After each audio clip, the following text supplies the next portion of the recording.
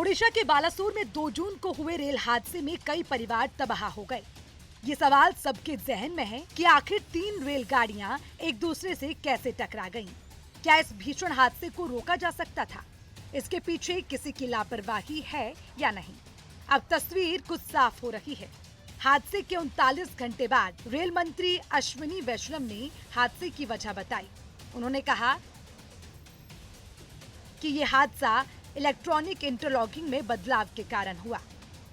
हमने जिम्मेदारों की पहचान कर ली है। इलेक्ट्रॉनिक इंटरलॉकिंग सिस्टम में ट्रेन का ट्रैक तय किया जाता है।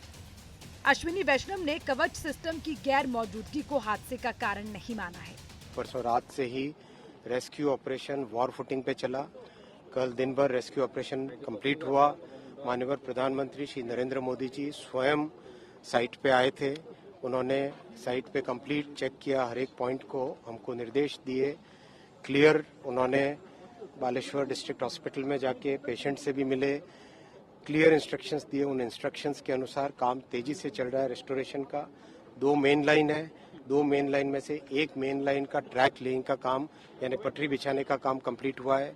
ऊपर बिजली के तार अभी लगाए जा रहे हैं। कंप्लीट वॉर फुटिंग पे चल रहा, आप देख रहे हो। जो ब्लड डोनेशन के लिए बाहर निकले, जिन्होंने ठीक समय में रात के अंधेरे में सबको मदद की, उन सबको मैं बहुत बहुत कृतज्ञता देना चाहूंगा, बहुत धन्यवाद देना चाहूंगा। वहीं केंद्रीय मंत्री धर्मेंद्र प्रधान ने आश्वासन दिया कि दोषियों पर सरकार सख्त कार्रवाई करेगी। ध्यान रखिए, रेलवे एक बहुत पुरानी संगठन है। इस प्रकार की घटना की मूल कारण पता चल ही जाता है। प्रधानमंत्री जी ने, मैं फिर भी नम्रता से कह रहा हूँ, किसी को छोड़ा नहीं जाएगा। रेलवे की इंक्वायरी को पूरा आ जाने दीजिए। आज हम राजनीतिक भाषा में बात नहीं करना चाहते। बालासोर हादसे पर रेलवे बोर्ड ने भी प्रेस कॉन्फ्रेंस की और पूरे हादसे की जानकारी दी। इशू ये था कि वो एक आयरन ओर की ट्रेन थी, जो कि बहुत ही भारी ट्रेन होती है। तो वो सारा इम्पैक्ट जो है, कोलिजन का इम्पैक्ट, अगर आप लोग किसी भी टेक्निकल कोलिजन एक्सपर्ट से भी पूछेंगे, कोलिजन का इम्पैक्ट उसने कम्प्लीटली रिजेक्ट कर दिया, क्योंकि वो आयरन ओर भरी हुई ट्रेन थी। एंड द एंटायर पूरा का पूरा इम्पैक्ट जो है वो सारा का सारा ट्रेन के ऊपर आ गया। कोचिंग ट्रेन थी ये। अब इस ट्रेन के बारे में भी मैं कुछ बताना चाहूँगी। ये ट्रेन है LHB ट्रेन, हमारी जो LHB कोचेस हैं उसकी ट्रेन है।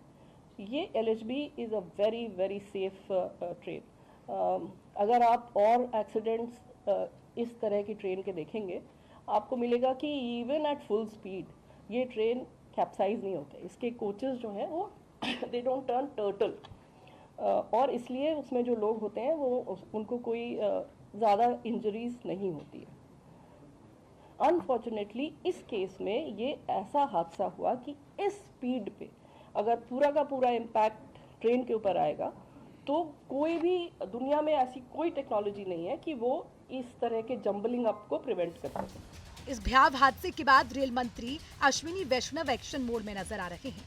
वैष्णव ने घटनास्थल का पूरा जायजा लेते हुए घटना के असल कारण का पता भी लगाया। घटना में मारे गए लोगों के परिजनों और घायलों के लिए मुआवजे की जिम्मेदारी भी ले ली गई। सूर्य समाचार ब्यूरो रिपोर्ट।